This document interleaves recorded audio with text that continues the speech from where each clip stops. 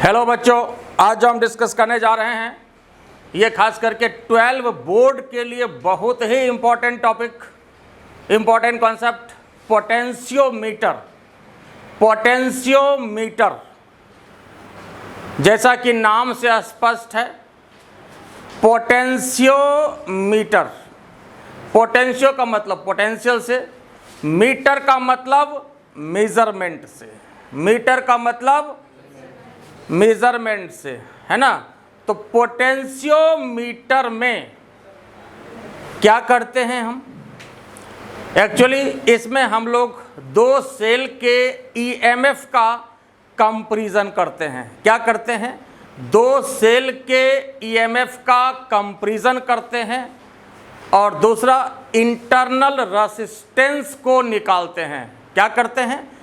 Internal resistance को निकालते हैं, मतलब सेल के इंटरनल रेजिस्टेंस को निकालते हैं with the help of potentiometer. ठीक है, और ये हमने कहा ही कि बोर्ड के लिए बहुत ही इम्पॉर्टेंट टॉपिक है, बोर्ड के लिए बहुत ही इम्पॉर्टेंट कॉन्सेप्ट है। ठीक है, और इवन कंपटीशन के लिए भी है। और ख़ास बात यह है कि यह एक एक्सपेरिमेंट है। क्या है? यह एक एक्सपेरिमेंट है, पोटेंशियोमीटर। तो पोटेंशियोमीटर में होता क्या है? सबसे पहली बात, पोटेंशियोमीटर में होता क्या है? इसमें जो वायर यूज होता है वो कांस्टेंटन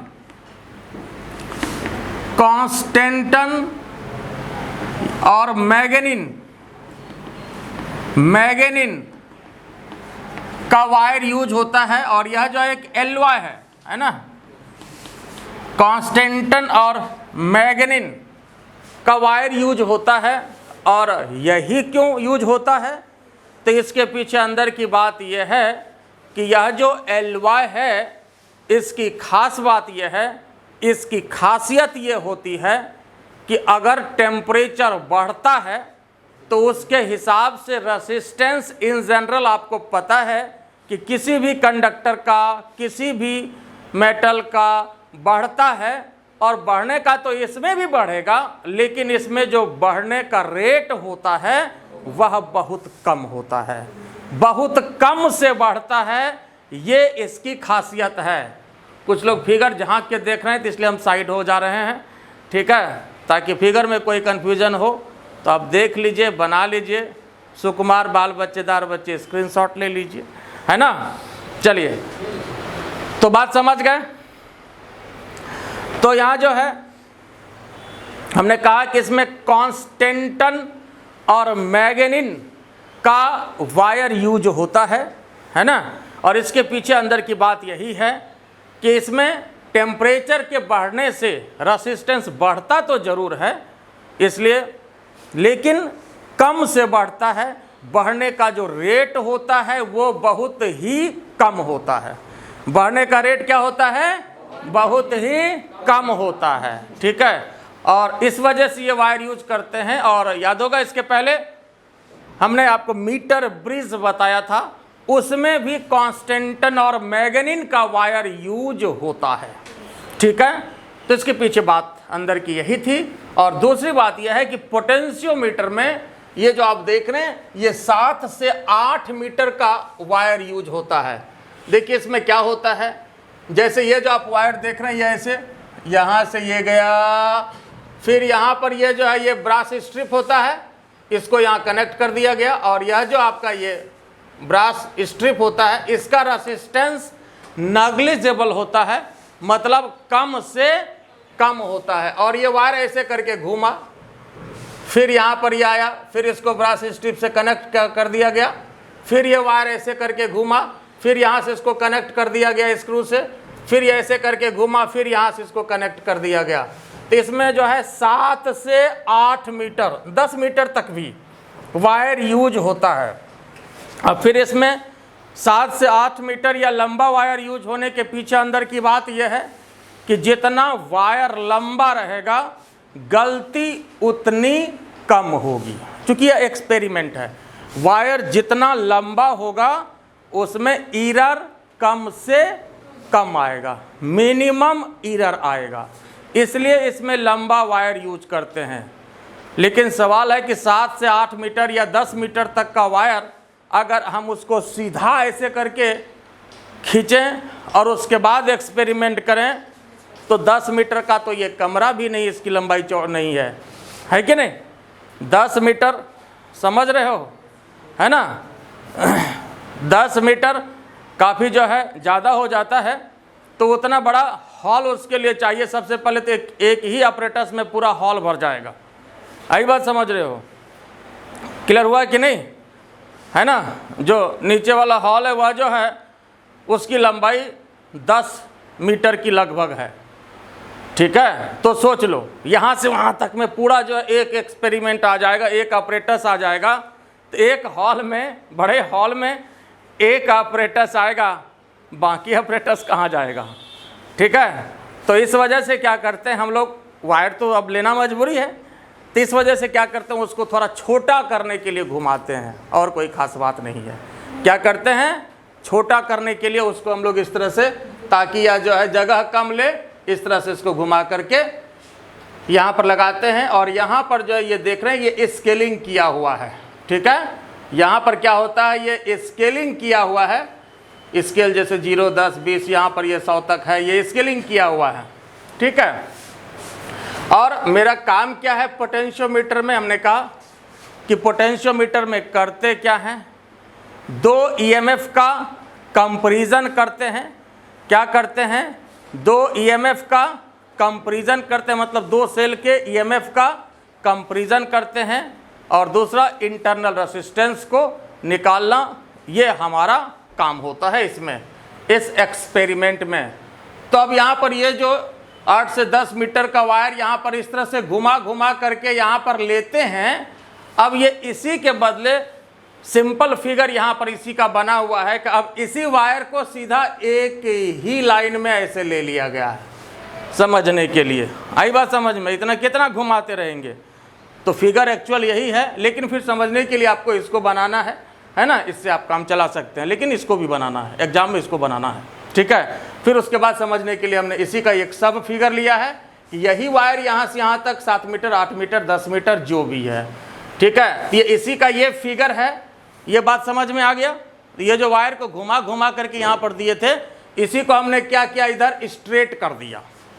आई बात समझ में? क्या किया? इधर स्ट्रेट कर दिया। बस फिगर यही है, बाकी इसी का ये फिगर। यहाँ भी देखिए ये बैटरी है, और ये तो RH का मतलब क्या होता है, वेरिएबल रेसिस्टेंस, और ये तो स्विच है ना? बाकी सब कुछ यही है। इस वायर को हमने यहाँ से यहाँ तक ऐसा खाली खींच लिया सीधा, ठीक है? क्लियर हो गया? अब हम इस फिगर को हटा दें। अब इस फिगर की कोई ज़रूरत तो अब नहीं है, हटा दें ना? हाँ या नहीं? चलो ठीक है, तो इसको हम हटा देते हैं। चूँकि हम लोग समझ गए कि यही 7 से 8 मीटर का जो वायर है, इसी को यहाँ पर घुमा फिरा करके हमने रखा था। अब यहाँ पर इसको सीधा स्ट्रेट कर लिया। अब फिगर थोड़ा सा देखने में आसान हो गया। हो गया कि नहीं हुआ? आसान हो गया, ठीक बात है।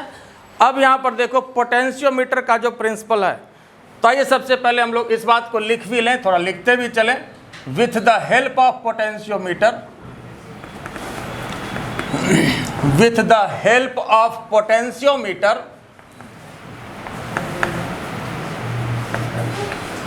we compare the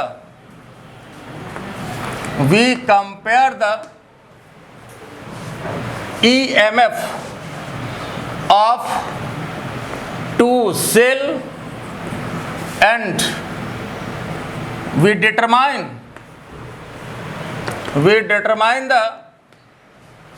the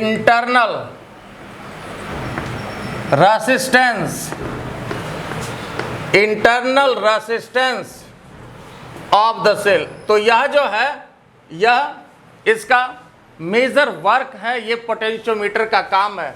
with the help of potentiometer we compare the EMF of two cell and we determine the internal resistance of the cell। We determine the internal resistance of the cell। Cell का internal resistance निकालते हैं, ये हमारा काम है। और potentiometer में constantan और मैग्नीन का वायर यूज़ किया जाता है या इसका LY यूज़ किया जाता है ना।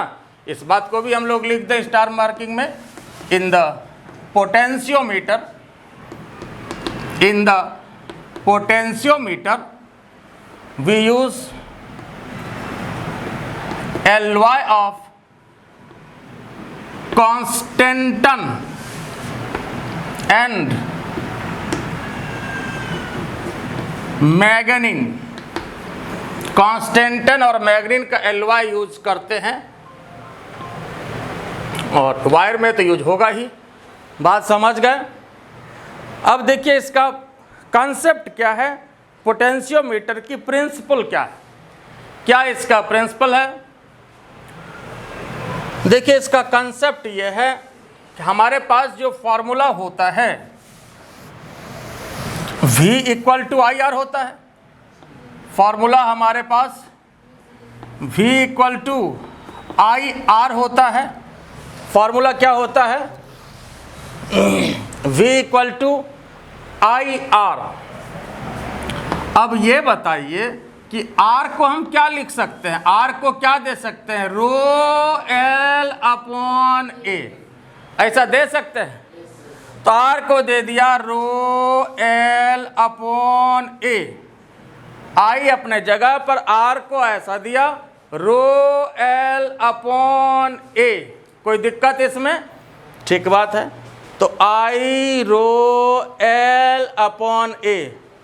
अब ये बताइए, जैसे I अगर कांस्टेंट हो, अगर I कांस्टेंट हो, रो क्या है, रेसिस्टिविटी है, और या कोई भी जब फिक्स वायर है, फिक्स LY है, तो ये भी क्या होगा, होना ही चाहिए कि नहीं होना चाहिए, होना चाहिए कि नहीं होना चाहिए, होना चाहिए।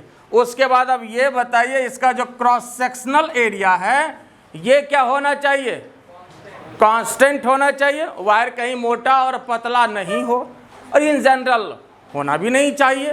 तो इसका मतलब क्या है कि क्रॉस सेक्शनल एरिया भी क्या होना चाहिए, कांस्टेंट होना चाहिए। होना चाहिए कि नहीं होना चाहिए? अच्छा से वो जवान आदमी जो आवाज़ में दम नहीं है यार, बात समझ गया। क्रॉस सेक्शन एरिया कांस्टेंट होना चाहिए, मोटा पतला वायर नहीं लेना, एक जैसा लेना है। इन जनरल तो ऐसा ही होता है, कोई भी वायर ऐसा देखो कि तार है तो कहीं मोटा हो गया कहीं पतला हो गया, है ना। अगर है भी तो उसको वैसा नहीं लेना। आई बात समझ में? है भी तो वैसा नहीं लेना। कैसा लेना है? यूनिफॉर्म वायर लेना है। तो ये भी तो कांस्टेंट होगा और ये भी अगर कांस्टेंट हो, ठीक है, रो भी कांस्टेंट हो, ए भी कांस्टेंट हो, और आई जो है ये कांस्टेंट हम लोगों को रखना है। आई तो बढ़ घट सकता है, लेकिन आई को क्या करना है, कांस्टेंट हमें रखना है। कांस्टेंट करंट फ्लो कराना है, कांस्टेंट करंट पास कराना है। तो कहने का मतलब अगर तीनों कांस्टेंट हो, नहीं भी हो तो कांस्टेंट मेंटेन रखना है। आई बात समझ में? तो अगर ये तीनों कांस्टेंट होता है तो इसका मतलब, इसका क्या मतलब, तो इसका मतलब V directly proportional to, V directly proportional to, इसका मतलब potential difference directly proportional to length of the wire. और यही जो है पोटेंशियोमीटर का प्रिंसिपल है, ये पिलर कॉन्सेप्ट है जिस पर कि पोटेंशियोमीटर वर्क करता है। तो कैसे वर्क करता है?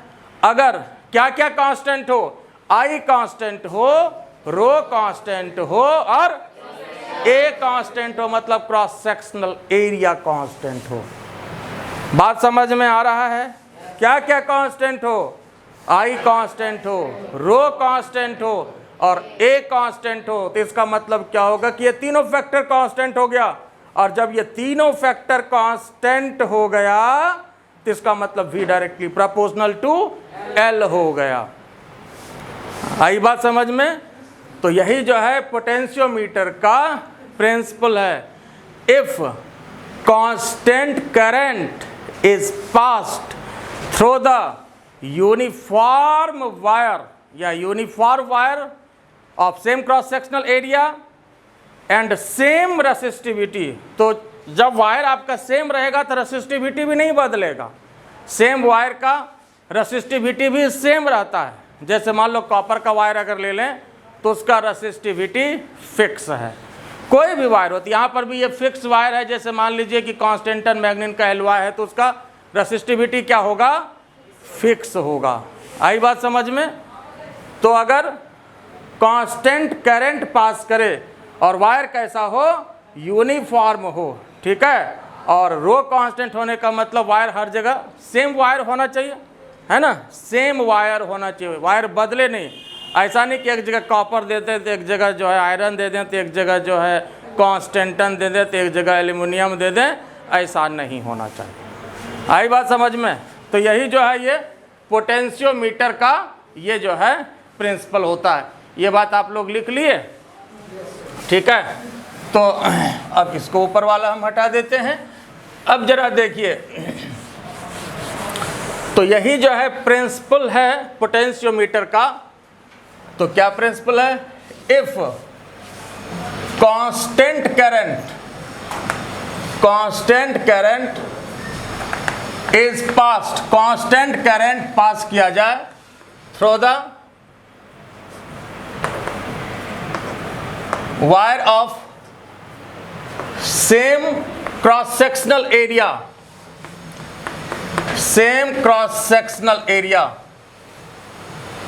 एंड सेम रेसिस्टिविटी कहें या सेम मटेरियल कहें। मटेरियल अगर सेम होगा तो रेसिस्टिविटी ऑटोमेटिकली सेम हो जाएगा, same material. Then potential difference is directly proportional to, potential difference is directly proportional to किसके? length of the wire। और यही जो है पोटेंशियोमीटर का प्रिंसिपल है, which is principle of potentiometer.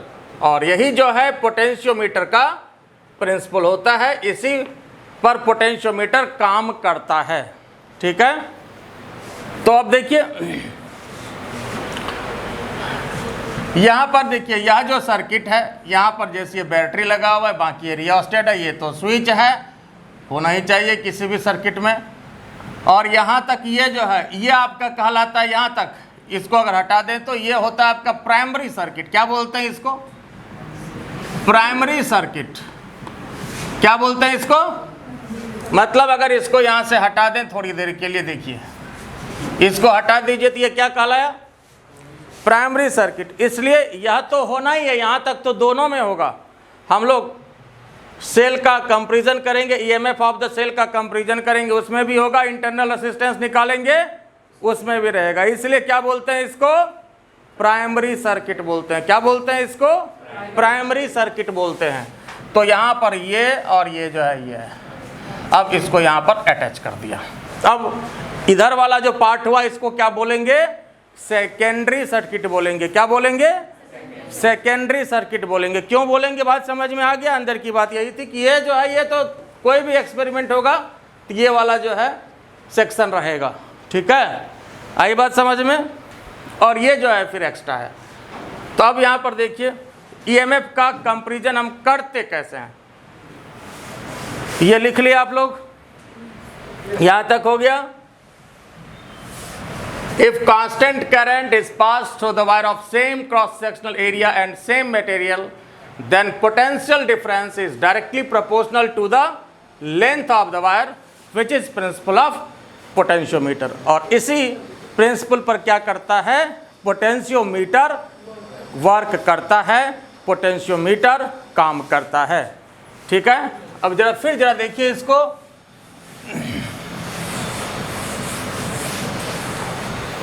यहां पर क्या आया? V directly proportional to L। और इस प्रोपोर्शनलिटी को हटाएं तो ऐसा दे सकते हैं K into L। K into L, और यहां पर K क्या है? कांस्टेंट है। और ध्यान देने वाली बात है कि K कांस्टेंट तो जरूर है। अगर हम ये पूछें कि K का यूनिट क्या होगा, जरा बताओ तो। या अगर हम ये पूछें कि K जो है कौन सी क्वांटिटी होगी, ये बताओ तो। एनीबॉडी? कौन सी क्वांटिटी होगी? K जो है ये कौन सी क्वांटिटी होगी साहब? तो देखो K को क्या दे सकते हैं? V upon L. तो V क्या है? Potential upon length. तो पोटेंशियल अपॉन लेंथ का क्या मतलब हुआ? पोटेंशियल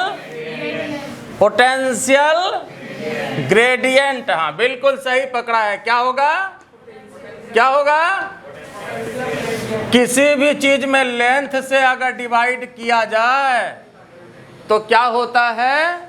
वो ग्रेडियंट देता है। Velocity upon length, velocity gradient. Temperature upon length, temperature gradient, है ना। तो यहाँ potential upon length, potential gradient. तो यहाँ पर K कौन सी क्वांटिटी है साहब? बोलो, K कौन सी क्वांटिटी है? K कौन सी क्वांटिटी है? Potential gradient. K कौन सी क्वांटिटी है? Potential gradient. ग्रेडियंट का मतलब होता है ढाल, इसका मतलब होता है घटने का रेट। तो पोटेंशियल के घटने का रेट मतलब पोटेंशियल के फॉलिंग का रेट, मतलब किस रेट से पोटेंशियल फॉल कर रहा है। आई बात समझ में? पोटेंशियल के फॉलिंग का रेट ये होता है आपका K। तो जैसे देखो, अब यहाँ पर थोड़ा सा और हम K को समझे, क्योंकि K का जो फैक्टर है, पोटेंशियल ग्रेडियंट का क्या मतलब हुआ? देखो जैसे मान लो ये 10 सेंटीमीटर है, यहाँ से यहाँ तक ये भी 10 सेंटीमीटर है, और यहाँ मान लो पोटेंशियल है 20 वोल्ट, ठीक है। और यहाँ पर हो गया पोटेंशियल मान लो सपोज 16 वोल्ट। तो इसका मतलब 10 सेंटीमीटर में कितना से पोटेंशियल गिरा? 10 सेंटीमीटर में कितना से गिरा पोटेंशियल भाई? 4 वोल्ट से गिरा। तो 1 सेंटीमीटर में कितना से गिरेगा भाई? 4/10, मतलब 0.4 वोल्ट पर सेंटीमीटर, या मीटर हो तो मीटर, जो भी हो। आई बात समझ में? मान लो समझने के लिए आप मीटर ही ले लो, तो वोल्ट पर मीटर तो है ना, तो वोल्ट पर मीटर 0.4 वोल्ट पर मीटर, यही यहाँ पर K का वैल्यू हुआ। किसका वैल्यू हुआ? K का वैल्यू हुआ। समझ में आया? फिर समझो, हमने कहा जैसे मान लो इस पॉइंट पर पोटेंशियल हो 20 वोल्ट और यहाँ पर कितना हो गया? 16 वोल्ट, है ना। तब बता सकते हो कि अगला 10 मीटर के बाद पोटेंशियल कितना होगा? अब आप बता सकते हैं कितना होगा? कितना होगा? बिल्कुल सही बात है। हर 10-10 मीटर पर 4-4 वोल्ट का पोटेंशियल का फॉलिंग हो रहा है। आई बात समझ में? अब ये बताओ, अगर हम ये कहें कि यहाँ से 2 मीटर के बाद कितना होगा, जरा बता दो तो। 2 मीटर के बाद, 2 मीटर के बाद कितना होगा? 2 मीटर के बाद 11 पॉइंट, जोर से बोलो, 11.2। बिल्कुल सही बात है। अब बात समझ में आ गया? कब इसके बाद फिर पूछे कि 1 मीटर के बाद कितना होगा तो बता सकते हैं। तो यह जो है पोटेंशियल ग्रेडियंट का मतलब होता है। किसका मतलब हुआ? पोटेंशियल ग्रेडियंट का मतलब होता है। ये समझने के लिए था, लिखना जरूरी नहीं है। समझने के लिए हमने ये बात करी, ठीक है। अब यहाँ देखें तो ये समझ गए कि हम लोग पोटेंशियल ग्रेडियंट क्या होता है। अब देखो, यह जो सेकेंडरी सर्किट जो बनाया गया है, अब इसका काम क्या है? मेरा टारगेट क्या है? 2 सेल के ईएमएफ का कंपैरिजन करना। क्या टारगेट है? फॉर कंपैरिजन या compare of EMF of 2 cell, EMF of two cell, जरा ध्यान दीजिए, compare of EMF of two cell. तो ध्यान देने वाली बात यह है कि अब यहां पर देखो, पहले क्या करेंगे, एक सेल यहां पर लिया, एक सेल यहां लिया, और उसके बाद यहां पर ये गैल्वेनोमीटर जुड़ा हुआ है, और यहां पर ये जे फॉर जॉकी है, जैसे पेन टाइप का एक अपरेटस होता है ना, जैसे इसी टाइप का मान लो जैसा है ना, ऐसे करके जॉकी पकड़े इसको, तो यहाँ पर ये ऐसे यहाँ सटाना है, इसको क्या करना है, इसको सटाना है। ये जैसे मान लो सीधा अगर नंगा तार पकड़ोगे तो लगेगा, बस इसीलिए थोड़ा सा इसको जो है कोटेड होता है, ये पेन टाइप का अपरेटस होता है, भीतरे भीतर ऐसे तार घुसा दिया जाता है, इसको यहाँ पकड़ के छूना ऐसे। बात समझ गए? ताकि मान लो अगर नेकेड तार पकड़ोगे तो हो सकता है कहीं मार दिया तो गड़बड़ हो जाएगा, है ना, समझ गया? तो और कोई खास बात नहीं, ठीक है। ऐसे ऐसे यहाँ डिफरेंट पॉइंट पर क्या करते हैं हम लोग, इसको इस तरह से सटाते हैं, ऐसे ऐसे करके सटा करके। अब क्या देखते हैं, पहले तो एक सेल लगाया, और जब एक सेल की बात अभी करेंगे तो दूसरा सेल को क्या करेंगे, यहाँ से थोड़ी देर के लिए हटा देंगे। हटाना जरूरी नहीं है, ये भी जरूरी नहीं है। जैसे यहाँ पर स्विच देने का यही मतलब है कि अगर इस सेल को अगर हमको इस सर्किट में लेना है तो इसको कनेक्ट कर दिया और इसको डिस्कनेक्ट कर दिया, हटाना जरूरी नहीं है। आई बात समझ में? लेकिन थोड़ी देर के लिए आप लोग को हम हटा देते हैं, लेकिन हटाना जरूरी नहीं है, हटाना नहीं है, ठीक है। ये जैसा मान लो स्विच हमको बॉल बंद करना पड़ता है तो क्या करते हैं, स्विच पकड़ के खींच देते हैं, क्या है ना, ऑफ ऑन का सिस्टम है मेरे पास, ऑटोमेटिक ख़त्म हो गया वो, है ना। तो उसी तरह से यहाँ भी, जैसे यहाँ पर इस सेल को लेना था सर्किट में, तो यहाँ पर ये जॉकी को डिफरेंट पॉइंट पर टच करते हैं, और टच करा करके देखते क्या हैं, टच करा करके क्या देखते हैं, बैलेंस पॉइंट खोजते हैं। क्या खोजते हैं, क्या खोजते हैं, बैलेंस पॉइंट खोजते हैं। क्या खोजते हैं, जैसे मीटर ब्रिज में भी खोजते थे ना बैलेंस पॉइंट, मीटर ब्रिज में भी बैलेंस पॉइंट को खोजा जाता था, तो यहाँ पर भी जो है बैलेंस पॉइंट को यहाँ पर हम लोग खोजते हैं। और मान लो जैसे बैलेंस पॉइंट हमको जहाँ पर भी मिला, अगर यहाँ पर मिला तो ये मान लेंगे हम लोग L1। क्या मान लेंगे यहाँ पर, L1। तो कहने का मतलब तो E1 इक्वल टू क्या हो जाएगा, K इंटू L1, ये हो जाएगा E1 equal to K into L1। अब फिर क्या करना है, अब इसको दूसरा सर्किट, इस सेल को हमको लाना था, अब इस सेल को कनेक्ट कर दीजिए, अब इसको कनेक्ट कर दीजिए, और इसको क्या कर देना है, ये अब ये डिस्कनेक्ट हो गया, यहाँ से क्या हो गया, अब ये डिस्कनेक्ट हो गया। तो अब ये कनेक्ट हो गया, तो फिर क्या किए, अब यह जो आपका E2 है, E2 है, और इसके लिए क्या किया, अब यहाँ पर देखो, फिर बैलेंस पॉइंट यहाँ पर खोजेंगे, हो सकता है बैलेंस पॉइंट अब एक बार यहाँ पर मिल जाए, तो E2 इक्वल टू क्या हो जाएगा, KL2 हो जाएगा। आई बात समझ में? क्या हो जाएगा, E1 KL1 और E2 इक्वल टू KL2। आई बात समझ में? और K जो भी होगा वह तो फिक्स है, K को यहाँ निकालने की भी कोई ज़रूरत नहीं है। इसलिए K जो है यह तो पोटेंशियल ग्रेडियंट है, और ये किसका है, वायर का पोटेंशियल ग्रेडियंट है। किसका पोटेंशियल ग्रेडियंट है, वायर का पोटेंशियल ग्रेडियंट है। तो यहाँ पर ये इक्वेशन फर्स्ट हो गया, और ये क्या हो गया, इक्वेशन सेकंड हो गया। और जब यहाँ पर दोनों को डिवाइड कर देंगे E1 अपॉन E2, तो क्या मिलेगा साहब, L1 अपॉन L2। तो इस तरह से हम लोग E1 और E2 का कंपैरिजन कर सकते हैं। और इसके लिए हमको क्या करना पड़ा, दो ही चीज़ तो निकालना पड़ा। क्या क्या निकालना पड़ा, एक L1 को निकालना पड़ा, और दूसरा क्या निकालना पड़ा, L2 को निकालना पड़ा।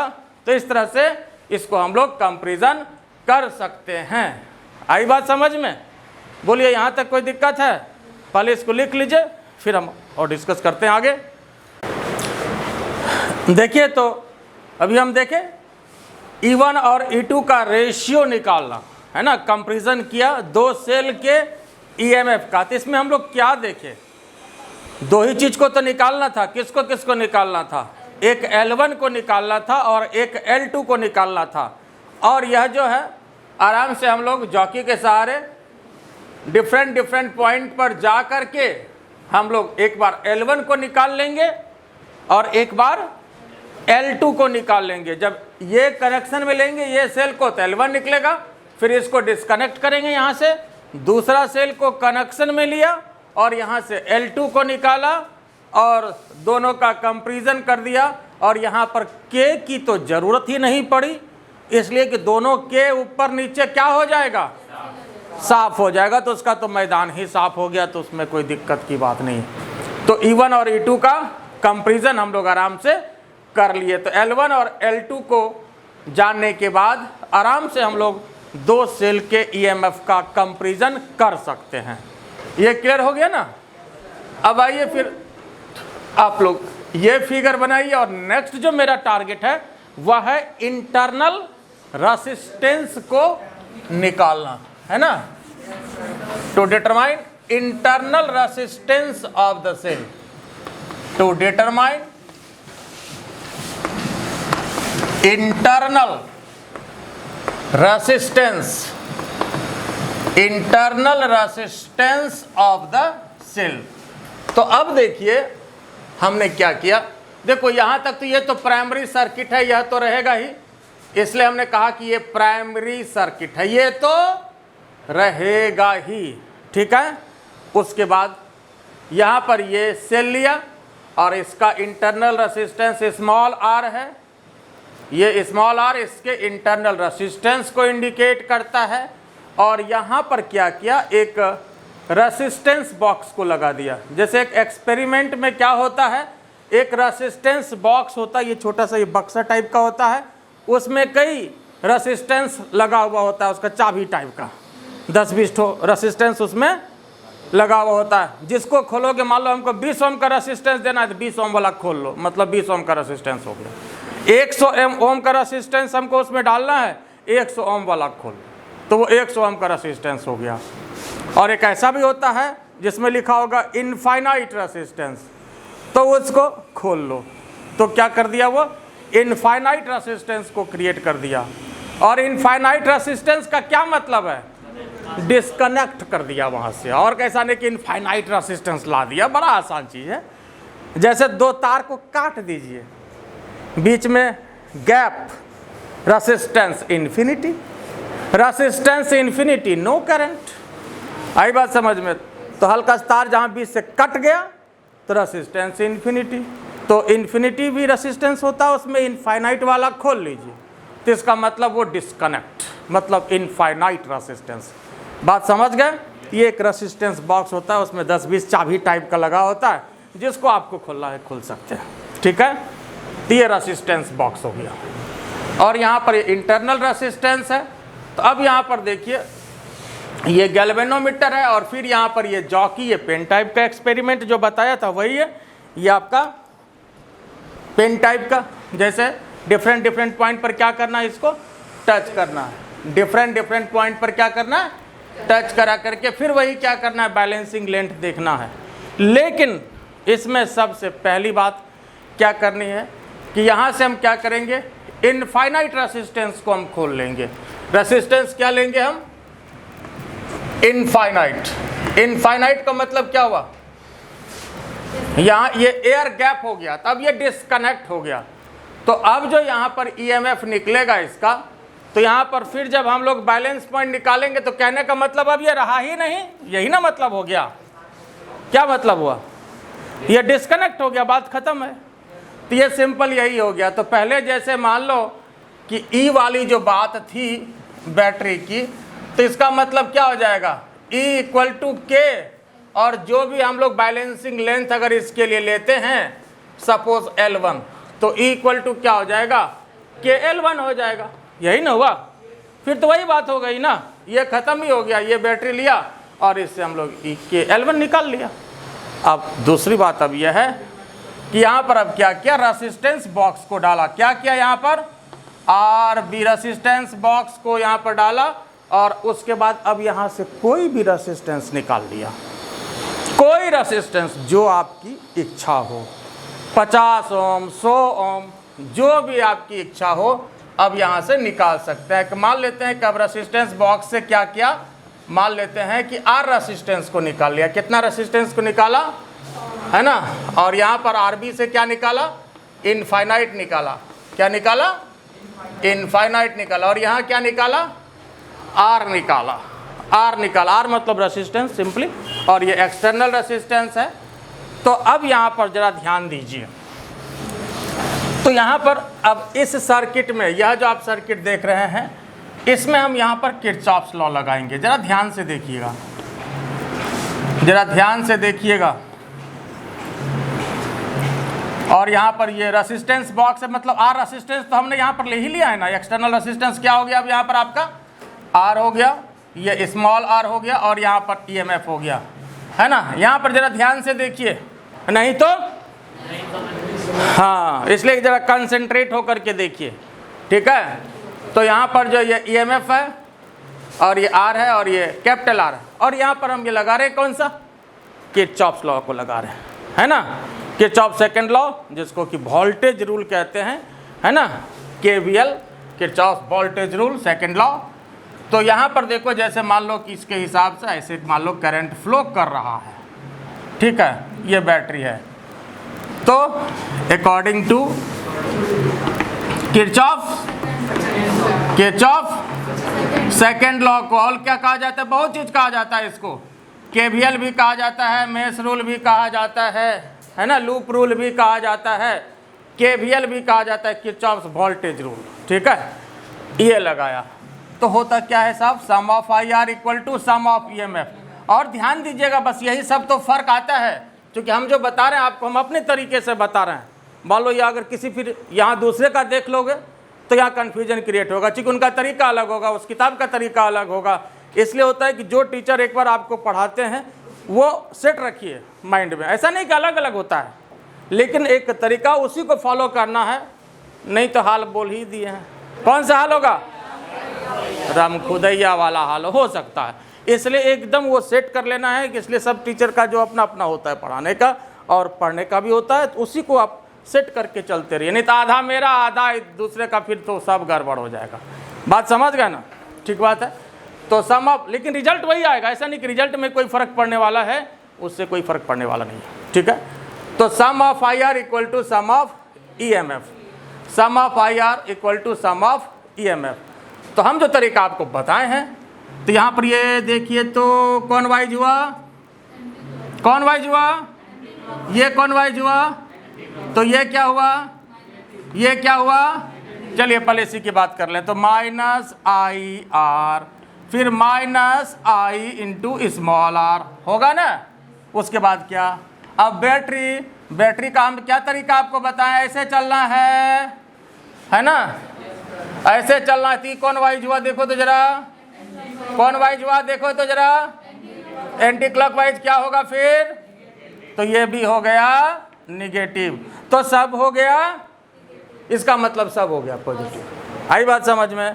तो इसका सब निगेटिव का मतलब सब पॉजिटिव इक्वल टू E। अब I इंटू R, ये देखिए I इंटू R, ये जो I इंटू R हुआ, ये इसके बीच का क्या होगा, पोटेंशियल डिफरेंस होगा। V इक्वल टू IR होता है, तो यहाँ हो गया ये पोटेंशियल डिफरेंस हो गया, प्लस I इंटू R हो गया, इक्वल टू EMF हो गया। तो इसका मतलब I into R equal to क्या हो जाएगा, EMF माइनस V हो गया। IR equal to EMF minus V हो गया। तो इसका मतलब R equal to E minus V upon क्या हो गया, E माइनस V अपॉन क्या, I हो गया। फिर जरा ध्यान से देखिए, तो जैसे ही अब ये E minus V upon I हो गया, तो I को क्या लिख सकते हैं, V अपॉन R लिख सकते हैं। तो इसको दे दीजिए V अपॉन R, ठीक है। तो क्या हो गया, अब जरा देखिए, तो R ऊपर चला गया, हो गया ना, R ऊपर चला गया, और यहाँ क्या हो जाएगा देखो तो E minus V upon V।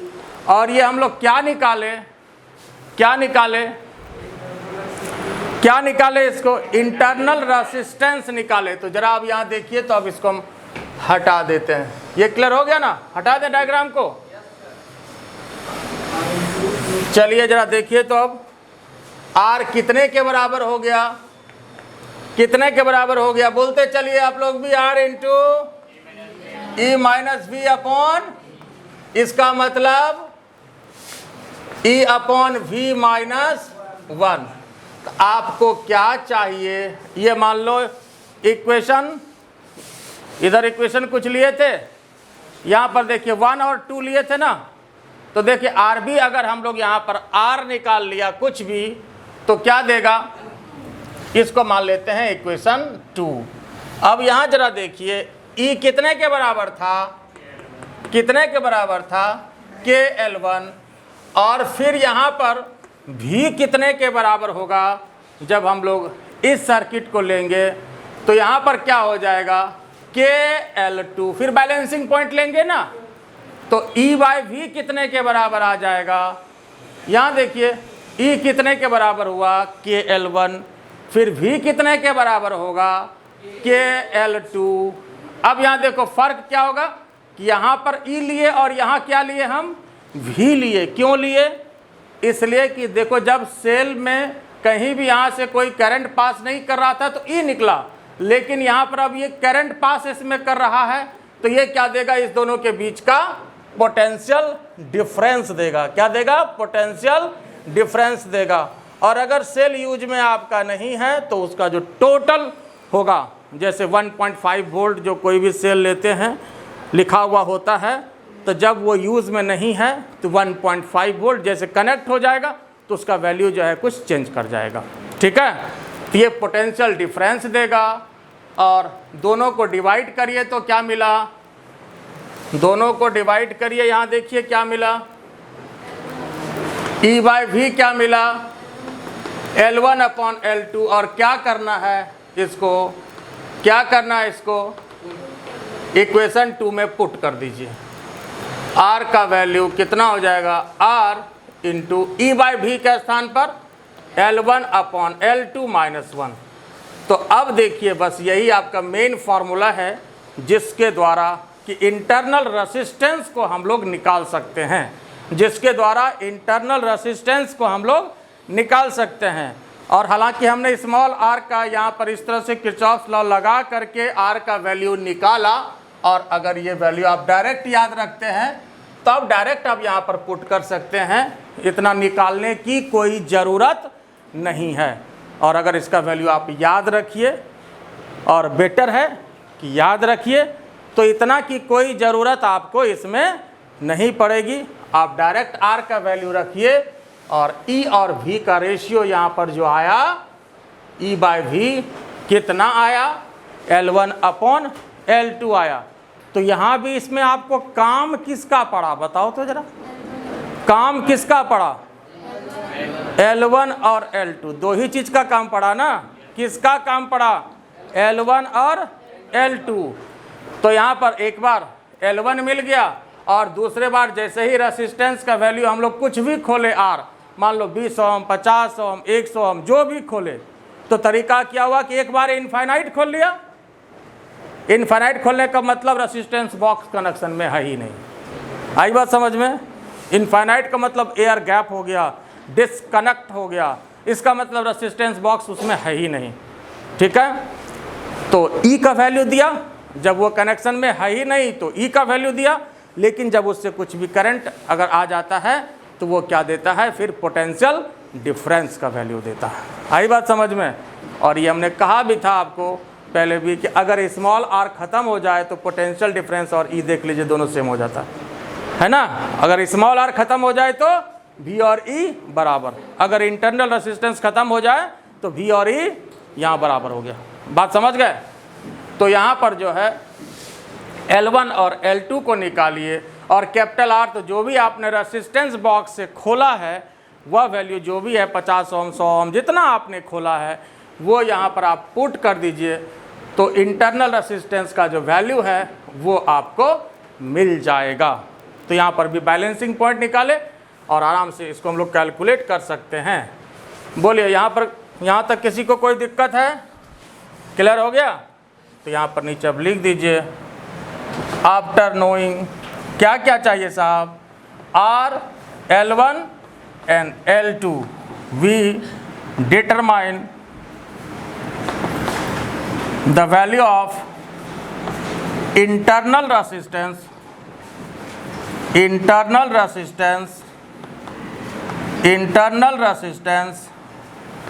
of the cell easily, आराम से हम लोग इसको कैलकुलेट कर सकते हैं. After knowing R1, L1 and L2 we determine या we calculate the value of internal resistance of the cell easily.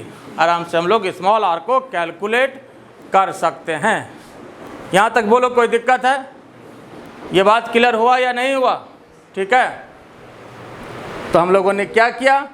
Small r के लिए 3 चीज़ की ज़रूरत है, कैपिटल R की ज़रूरत और L1 की ज़रूरत और L2 की ज़रूरत. तो कैपिटल R तो जो हमने रेसिस्टेंस बॉक्स से खोला वही हो जाएगा, और L1 और L2 क्या हुआ? उसका बैलेंसिंग लेंथ हो जाएगा. बात क्लियर हुआ? तो इस तरह से हम 2 काम किए. हम लोग इसमें क्या क्या काम किए? एक तो सेल के ईएमएफ का रेशियो निकाला, है ना. इवन कि सेल का ईएमएफ भी निकाल सकते हैं, है ना. और सेल का जो ईएमएफ है, कोई भी 2 सेल का ईएमएफ, उसका रेशियो निकाले और उसका इंटरनल रेसिस्टेंस निकाले with the help of potentiometer. और एक बार फिर से पोटेंशियोमीटर का प्रिंसिपल क्या काम करता है? अगर क्या क्या सेम होना चाहिए? आई सेम होना चाहिए, रो सेम होना चाहिए और ए सेम होना चाहिए, क्रॉस सेक्शनल एरिया सेम होना चाहिए, करंट को समान पास करना है, और वायर तो जो है सेम हो रहेगा ही. तो वायर जब सेम होगा तो रो भी क्या होगा? समान होगा. आई बात समझ में? तो ऐसे स्थिति में V directly proportional to L.